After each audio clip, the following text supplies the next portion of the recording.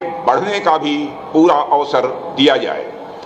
लखनऊ शहर अपनी sporting culture के लिए केवल उत्तर प्रदेश में ही नहीं बल्कि देश विदेश में भी जाना जाता रहा है। जिन महान हॉकी खिलाड़ी केडी सिंह बाबू के नाम से यह स्टेडियम जाना जाता है, उन्होंने यहाँ अपने जीवन का काफी लंबा समय गुजारा है। हॉकी के जादूगर कहे जाने वाले मेजर ध्यानचंद ने भी लखनऊ में अच्छा खासा समय दिया और यहाँ की खेल संस्कृति को उन्होंने संवारा है और निखारा है। उनके बेटे अशोक कुमार और विख्यात ओलंपियन जमनलाल शर्मा की भी यह लखनऊ कर्मभूमि रही है। भारत का पहला एस्ट्रो टर्फ भी इसी लखनऊ के स्पोर्ट्स कॉलेज में 80 के दशक में लगाया गया। लखनऊ में आजकल इंडियन प्रीमियर लीग यानी आईपीएल के मुकाबले हो रहे हैं और लोग उनका आनंद भी उठा रहे हैं।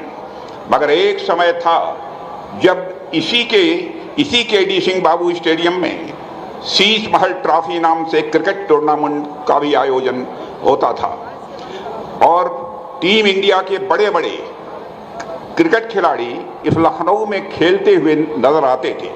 भले ही वह टूर्नामेंट अब नहीं होता है।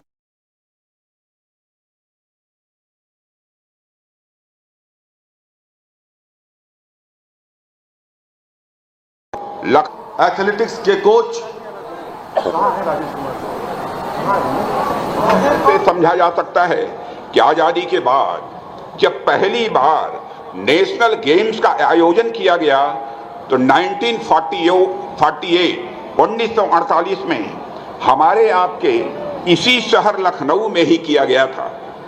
उसके बाद भी समय समय पर यहाँ नेशनल और इंटरनेशनल स्पोर्टिंग इवेंट्स लगातार आयोजित होते रहे हैं और आज यह सांसद खेल महाकुंभ भी लखनऊ के स्पोर्टिंग कैलेंडर से जुड़ चुका है। साथियों, एक समय था जब लोग खेल के महत्व को समझे बिना कहा करते थे, खेलोगे कूदोगे तो होगे खराब, पढ़ोगे लिखोगे तो बनोगे नवाब। लेकिन मैं समझता हूं कि अब एक नई कहावत मार्केट में आ गई है कि पढ़ोगे लिखोगे तो बनोगे नवाब और पढ़ोगे लिखोगे और साथ में खेलोगे तो बनोगे उससे भी बड़े नवाब। एक नई यह कहावत मार्केट में अब आ चुकी है और खेल और खिलाड़ियों के प्रति समाज की धारणा पहले की अपेक्षा मैं दावे के साथ कह सकता हूं कि बदली है। आज माता पिता अपने बच्चों को लिएंडर पेस, सचिन तेंदुलकर, विराट कोहली, रोहित शर्मा, पीवी सिंधु, गुकेश और नीरज चोपड़ा जैसा खिलाड़ी और एथलीट के रूप में देखना चाहते हैं।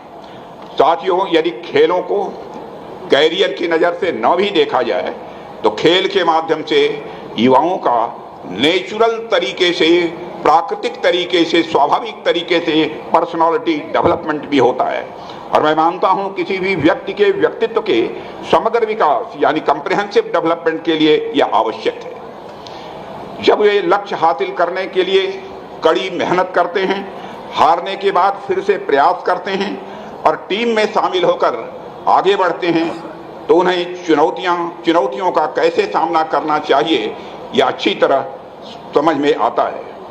साथियों, जब खिलाड़ी मैदान में उतरते हैं उनका एक ही लक्ष्य होता है, खुद को और साथ ही टीम को विजय दिलाना। एक खिलाड़ी हमेशा टीम की इंडिविजुअल से ऊपर, अपने को टीम को इंडिविजुअल से ऊपर रखना चाहता है यानी खुद से ऊपर रखना चाहता है। यही भावना आगे चलकर नेशन फर्स्ट के रूप में सामने आती है। साथियों, प्रधानमंत्री श्री नरेंद्र मोदी के नेतृत्व में देश में एक नई स्पोर्टिंग कल्चर का विकास हुआ है। पहले भारत के खिलाड़ी जीतने से अधिक पार्टिसिपेट करने पर ही वह संतुष्ट हो जाया करते थे, मगर आज भारत के खिलाड़ी पूरी दुनिया में जहां कहीं भी जाते हैं उन्हें गंभीरता से लिया जाता है। यह हम सभी भारतवासियों के लिए बहुत ही गौरव का विषय है। साथियों, इस बदलाव के पीछे एक बड़ी वजह केंद्र और हमारी उत्तर प्रदेश सरकार की स्पोर्ट्स फ्रेंडली पॉलिसीज भी हैं।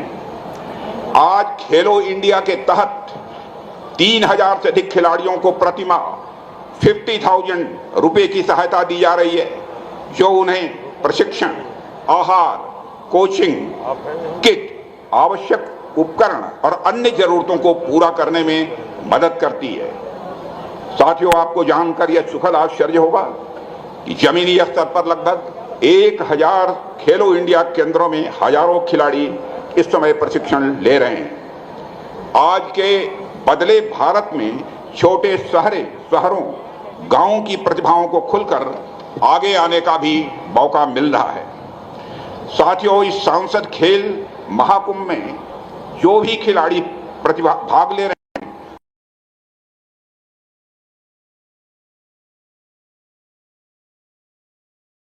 बोलिए भारत माता की। बहुत बहुत धन्यवाद। हार नहीं होती, इसमें आप या तो जीतते हैं और अगर नहीं जीते तो आप कुछ सीखते हैं। इसलिए मैं न केवल सभी खिलाड़ियों को बल्कि यहां मौजूद उनके खेल जो ट्रेनर्स हैं, प्रशिक्षक हैं और परिवार के सदस्यों को भी अपनी हार्दिक शुभकामनाएं देता हूं।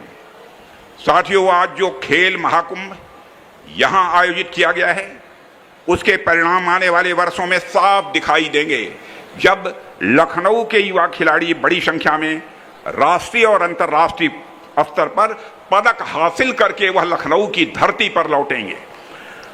साथियों, खेलों को हम लोग बहुत ही गंभीरता पूर्वक लेते हैं। आज हमारी सरकार 2036 में होने वाले ओलंपिक खेलों का आयोजन गुजरात में करने के लिए पूरा प्रयास कर रही है। वहीं अन्य विश्व स्तरीय खेलों का भी आयोजन भारत में हो, इसका भी प्रयास हमारे यहां तेजी से चल रहा है। जहां तक उत्तर प्रदेश का सवाल है, मैं प्रदेश के लोकप्रिय मुख्यमंत्री श्री योगी आदित्यनाथ जी से आग्रह करूंगा कि उत्तर प्रदेश में नेशनल गेम्स का आयोजन हुए लगभग 75 वर्ष से अधिक का समय हो गया है। अब समय आ गया है, तैयारी की जानी चाहिए ताकि लखनऊ में भी नेशनल गेम्स का आयोजन हो सके, यह समस्त लखनऊ वासी चाहते हैं। साथियों, आज पूरा देश नेशन फर्स्ट को पहले रखकर खिलाड़ियों की तरफ सोच रहा है और हमारे प्रधानमंत्री श्री नरेंद्र मोदी ने साल 2047 तक विकसित भारत के निर्माण का यह लक्ष्य हम सबके सामने रखा है। भारत को एक विकसित राष्ट्र बनाने में मैं मानता हूं हर नागरिक की एक अहम भूमिका है। यानी विकसित भारत के साथ विकसित उत्तर प्रदेश और विकसित लखनऊ का विचार भी सीधा यह जुड़ा हुआ है। इसलिए भारत के हर नागरिक को एक लक्ष्य और एक संकल्प के साथ आगे बढ़ना होगा। साथियों, अंत में मैं पुनः इस सांसद खेल महाकुंभ के सभी प्रतिभागियों को अपनी तरफ से तहे दिल हार्दिक शुभकामनाएं देता हूं। जैसा कि आप लोगों ने सुना होगा कि ओलंपिक खेलों का मोटो, ध्येय वाक्य लैटिन में CTS, LTS और 40S है। हिंदी में इसका अर्थ होता है और तेज, और ऊंचा और ताकतवर। आपको इसी प्रेरणा से इन खेलों में हिस्सा लेना है और इस आयोजन को सफल बनाना है।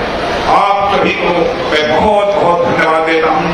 सभी शिक्षण संस्थाओं के प्राचार्य और शिक्षक और छात्रों को के प्रति मैं छात्रों को तो आशीर्वाद देता हूं, लेकिन सारे शिक्षक जो भी इससे जुड़े हुए हैं उनको उनके प्रति भी आभार व्यक्त करता हूं।